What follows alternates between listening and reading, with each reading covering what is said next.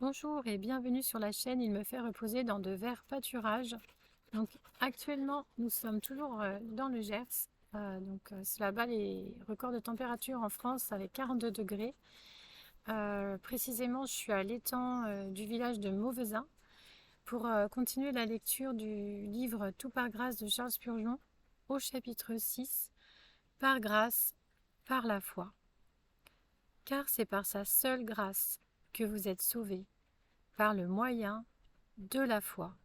Éphésiens, chapitre 2, verset 8. Arrêtons-nous un instant sur le sujet grandiose de la grâce de Dieu, source de notre salut. C'est par sa seule grâce que vous êtes sauvés. C'est parce que Dieu est un Dieu de grâce que les pécheurs peuvent être pardonnés, transformés, purifiés et sauvés. Ce n'est pas parce qu'il y a ou qu'il y aura jamais quelque chose de bon en eux qu'ils sont sauvés, mais c'est à cause de l'amour sans bornes, de la bonté, de la compassion, de la miséricorde et de la grâce infinie de Dieu. Faisons donc une halte auprès de cette source et contemplons le courant limpide de l'eau vive qui coule du trône de Dieu et de l'agneau. La grâce de Dieu. Qui peut mesurer sa largeur? Qui peut en sonder la profondeur? Comme tous les autres attributs divins, la grâce est infinie. Dieu est rempli d'amour, car Dieu est amour. L'Éternel est plein de bonté. La bonté sans bornes et l'amour infini constituent la nature de la divinité. C'est parce que sa miséricorde durera toujours que les hommes ne sont pas détruits. C'est parce que sa compassion ne s'épuise jamais que les pécheurs sont attirés à lui pour être pardonnés. Retenez bien ceci, sous peine de tomber dans l'erreur. Ne donnez pas plus de valeur à la foi, qui n'est que le canal du salut, qu'à la grâce, qui est la source d'où la foi elle-même jaillit. La foi est l'œuvre de la grâce de Dieu en nous. Nul homme ne peut dire que Jésus-Christ est Seigneur, si ce n'est par le Saint-Esprit. Personne ne peut venir à moi si le Père qui m'a envoyé ne l'attire, et moi, je le ressusciterai au dernier jour. Jean, chapitre 6, verset 44. Dans ce passage, nous voyons que la foi, qui consiste à venir à Christ, a pour origine l'appel du Père, le salut à sa source et son aboutissement dans la grâce. La foi, bien qu'essentielle, n'est qu'une pièce importante du mécanisme dont la grâce se sert. Vous êtes sauvés par le moyen de la foi, mais le salut est par grâce. Que ces paroles sonnent haut et fort. Vous êtes sauvés par grâce. Quelle bonne nouvelle pour des pécheurs indignes. La foi peut être comparée à un canal ou à un conduit. La grâce est la source et le courant.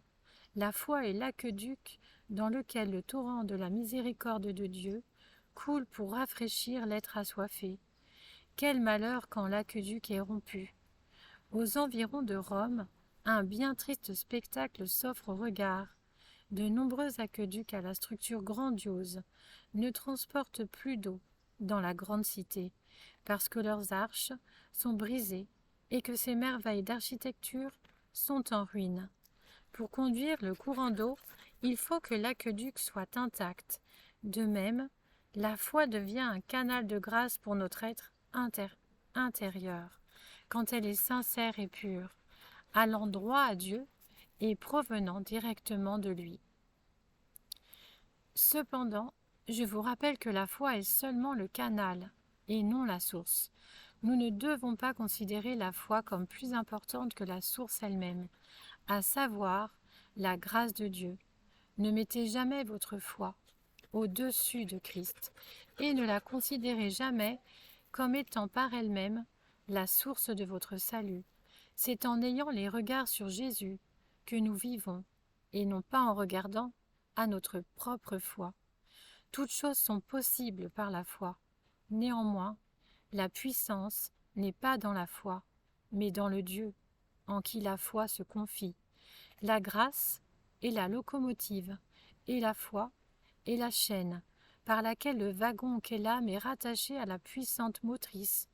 La justice de la foi ne consiste pas dans l'excellence morale de cette foi, mais dans la justice de Jésus-Christ, dont la foi s'empare et qu'elle s'approprie.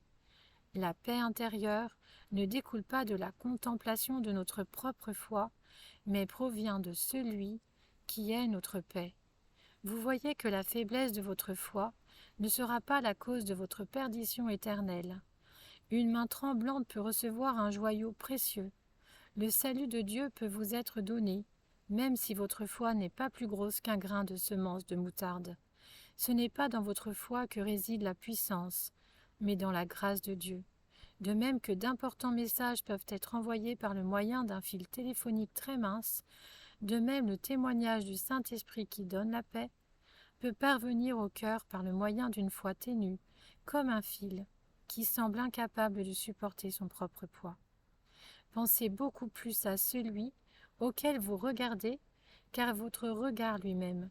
Vous devez oublier votre regard pour ne considérer que le Seigneur Jésus et la grâce de Dieu qui vous est manifestée en lui.